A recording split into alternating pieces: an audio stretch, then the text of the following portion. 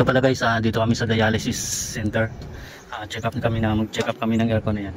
So ayan, bali corroded lang yung kanyang board kaya binaklas ito kahapon. Tapos ngayon kinabit na namin, nilinis namin dahil daming langgam, binahayan ng langgam. So hindi gumagana yung kanyang compressor. Ngayon pan pa lang yung gumagana niya. So ayan, check lang natin kung obra ba siya, gagana yung kanyang compressor, kung okay pa. Kasi kapag hindi gumana board yun, namamatay talaga. So namamatay yung kanyang pan, hindi maka-start. So namatay yung kanyang pan. Sabihan mo dun Joel, para di siya umakyat, abangan mo siya doon. Sabihan mo na kamo namatay kamo to yung pan, hindi gumagana yung compressor, yung pan motor lang kamo gumana, tapos namatay din. So wala siyang pilot light indicator, walang nakalagay dito.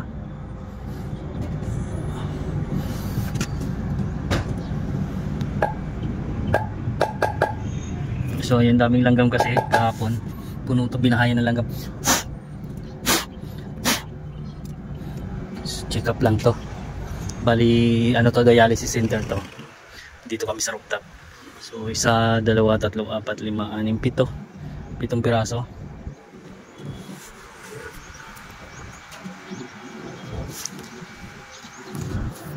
So yan guys,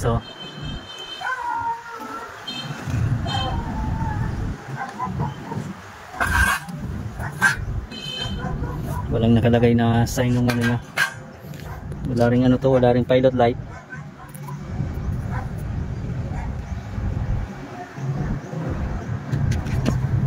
So yung may mga langgam-langgam, mga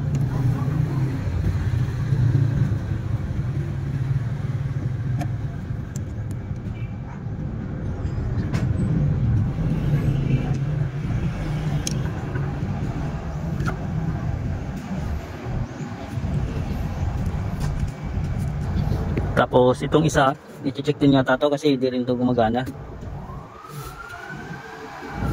Ito yata i-check din isa. Binayang kasi ng langgam yung kanyang board. Bali to guys, itong isa board ang problema nito, yung lumalabas nun sa indoor niya is PO, yung kanyang error, PO. Itong isa binuksan din namin, magkaparehas lang to, magkamodelo lang itong dalawa yung magkaparehas na 1 horsepower, 1.5 horsepower, kasi itong 5 piraso na itong natitira. So puro siya 2 horsepower, ito lang yung 1.5 horsepower na dalawang piraso. Parehas sira yung kanyang, parehas PO rin daw itong lumalabas dito. Pero nilinis namin, binaklas namin itong kanyang board ulit para malinis dahil corroded na siya. So ayan, nakauna yan doon, lumagatik na siya. Inaiuna yung breaker doon. So antay lang tayo ng ilang Joel, pakibukas nga to Joel. Itong, so antay lang natin yung kanyang, kung gagana ba siya, lalong lalabas pa rin yung error na doon ng PO. Pag PO kasi yung lumabas na palit ng board to. Board yung kanyang problema. Lagyan natin ng yan, ang barahe. So binaklas din namin itong isa. So sila lang dalawa lang yung magkaparehas dito na 1.5, pero parehas din may problema. So yung 5 piraso na itong natitira, to lahat 2 horsepower. So gumagana sila lahat, okay lang. Itong 2 piraso lang na 1.5 yung may error nya. May mga binahayang kasi ng langgam, kaya ganun. So double check lang namin to. So ayan, ayaw gumana pa rin. Ayaw gumana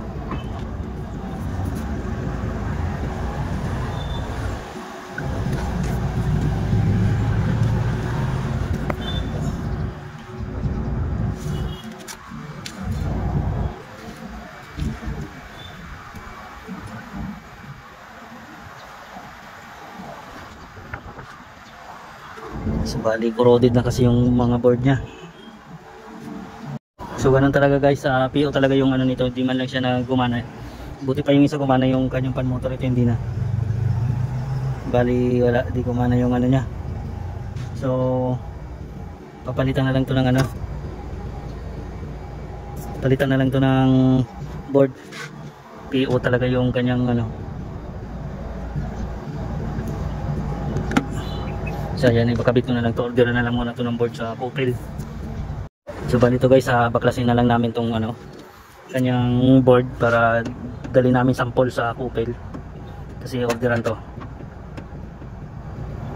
Pwede naman kahit wala naman tong board na ano, kasi may model naman, yung model number lang kailangan, pero mas maganda dali na lang din to. Total naka-open na rin naman, na-open na rin namin. So dali na lang namin to para sure ball na talaga. So yun guys, balik na kami doon sa shop at nabaklas na namin yung ano nandun na sa baba. Ay baba na nung kasapa ko yung board nito. So dali na lang namin para maging sample para mas madali siyang maano. So yung papalitan na lang lahat upil tong 7 piraso, pero yung 5 2 horsepower, yung isa, yung dalawa lang 1.5.